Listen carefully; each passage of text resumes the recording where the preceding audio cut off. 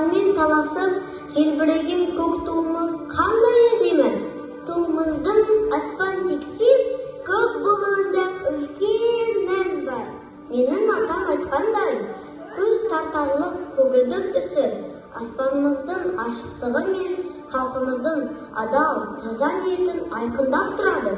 Көк тулы, рухты, үнді қазағым асыл